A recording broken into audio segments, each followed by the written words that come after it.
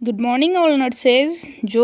जो भी सीएचओ की प्रिपरेशन कर रहे हैं उनके लिए जो सीएचएन का जो की पॉइंट्स है वो आज हम लेके आए हैं। ये कुल जो की पॉइंट्स है वो 300 की समथिंग है, जो हम अलग अलग पार्ट्स में पढ़ेंगे।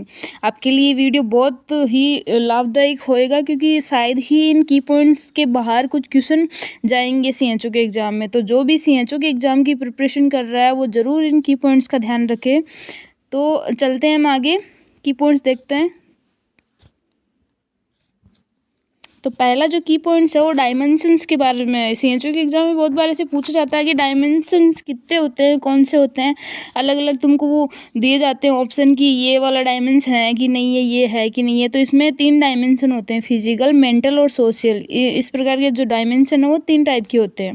उसके बाद में हम जो HIV जो पेशेंट होता है उसका अगर ब्लड किसी सरफेस पे गिर जाए तो उसको जो हम साफ़ करते हैं वो 10% सोडियम हाइपोक्लोराइड से साफ़ करते हैं। और यदि कंटामिनेटेड सरफेस है, मतलब यदि कोई पेशेंट किसी टाइप की सरफेस को कंटामिनेट कर देता है, उसको हम क्लीन करते हैं 5% सोडियम हाइपोक्लोराइड से। इसके अलावा जो best method of disposal of hospital waste incineration होता है, मतलब ये है कि जो डिस्पोजल का जो बेस्ट मेथड होता है, यानी कि जो प्लेसेंटा है, जैसे हमारे ह्यूमन प्लेसेंटा को हम किस तरीके से उसको डिस्पोज करते हैं, तो उसको इंसिनरेशन के द्वारा हम डिस्पोज करते हैं। इसमें क्या होता है कि उसको किसी मशीन के द्वारा भस्म किया जाता है, यानी कि उसकी राख बनाई जाती है, तो उसको इंसिनरेशन कहते हैं।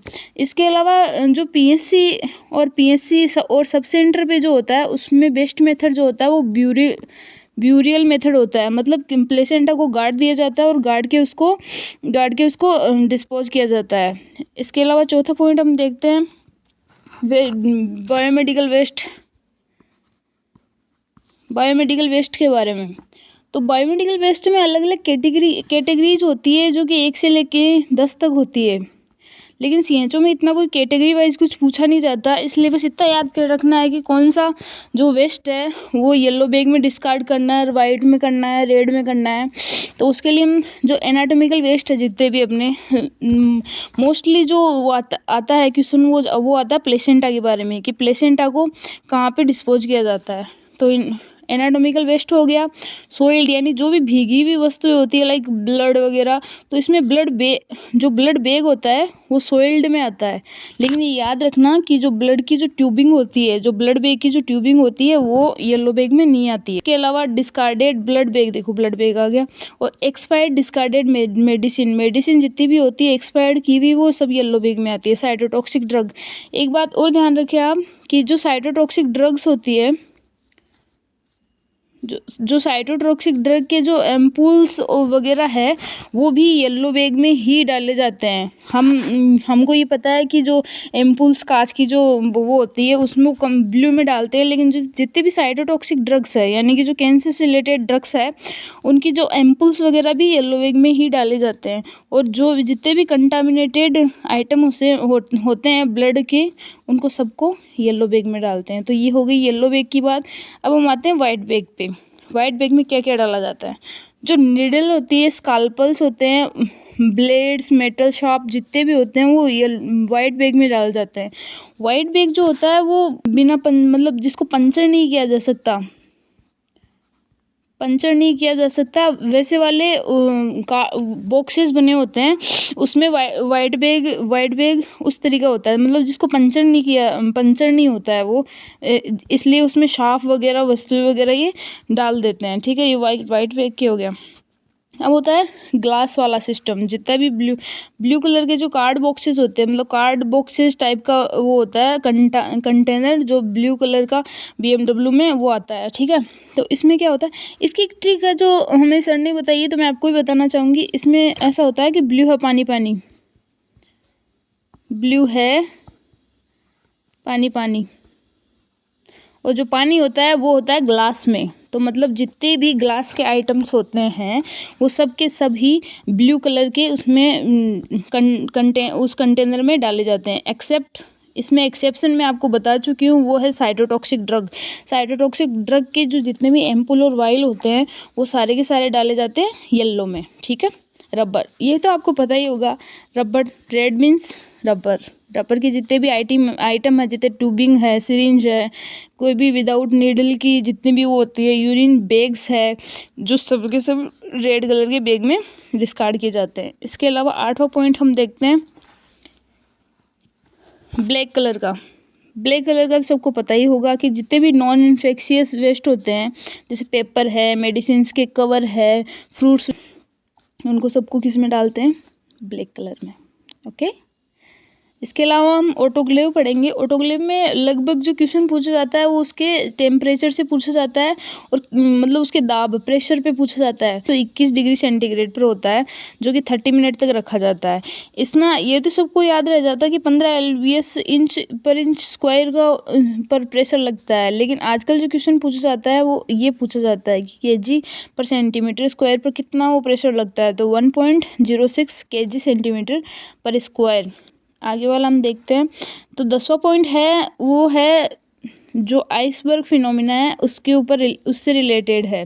तो इसमें क्या होता है, आइसबर्ग जो फिनोमिना होता है ऐसा होता है, जो फ्लोटिंग टिप जो होती है, ये फ्लोटिंग टिप है जो कि पानी से बाहर की साइड रहती है, इसको फ्लोटिंग टिप्स बोलते हैं। ये इंडिकेट करती है डायग्नोसिस, जितने भी केस है, मतलब अगर कोई केस आ गया वो डायग्नोसिस हो गया है और रजिस्टर है, उसको ये इंडिकेट करता है। और जो नीचे वाला जो पोर्शन होता है, जो कि वाटर के नीचे होता है, उसको बोलते हैं सबमर्ग पोर्शन। ये इंडिकेट करता है प्री सिम्टोमेटिक और अनडायग्नोसिस केस, कैरियर ऑफ डिजीज, सबको ये इंडिकेट करता है। तो हम आगे देंगे 12वां पॉइंट जो कि इंक्यूबेशन पीरियड में आता है। सीएचओ के लिए इंक्यूबेशन पीरियड बहुत ही ज़्यादा इंपॉर्टेंट है। इसमें क्या होता है, जब डिजीज़ का जो एजेंट होता है, वो एजेंट जब हमारी बॉडी में एंटर करता है और जो फर्स्ट साइन दिखाता है, उसको इंक्यूबेशन पीरियड बोलते हैं। यानी कि incubation means time interval between the enter of the disease agent to appearance of first sign and symptom. ठीक है, ये बहुत इंपॉर्टेंट है, तो ये आपको याद रखना है। इसके अलावा हम जो प्रिवेंशंस है वो पढ़ते हैं। प्रिवेंशन टोटल जो होते हैं वो 4 टाइप के होते हैं। पहले 3 टाइप के होते थे, अभी 4, मतलब प्राइमोडियल, प्राइमरी, सेकेंडरी और टर्सरी, 4 टाइप के होते हैं। जो प्राइमोडियल प्रिवेंशन होता है उसमें रिस्क फैक्टर प्रेजेंट नहीं होता। लाइक एग्जांपल के तौर पे आप देख सकते हो कि यदि कोई बंदा स्मोकिंग कर ही नहीं रहा है, लेकिन जैसे बच्चा है कोई स्मोकिंग नहीं कर रहा, फिर भी हम उसको स्मोकिंग के बारे में बता रहे हैं कि बेटा ये नहीं होना चाहिए, ये नहीं करना चाहिए, अच्छी बात नहीं है, जो भी है वो हम प्राइमोडियल प्रिवेंशन कर रहे हैं उसका। तो इसमें prevent occurrence of risk factor, मतलब रिस्क फैक्टर नहीं होता है, जिसमें हम इंडिविजुअल हेल्थ एजुकेशन देते हैं, किसी को भी मास एजुकेशन देते हैं, लाइफस्टाइल को मॉडिफाइड करते हैं, एक्सरसाइज वगैरह कराते हैं, ताकि हाइपरटेंशन वगैरह ये सारे रिड्यूस किया जा सकता है लेटर ऑन एज में। तो प्राइमोडियल प्रिवेंशन में ये सब आता है।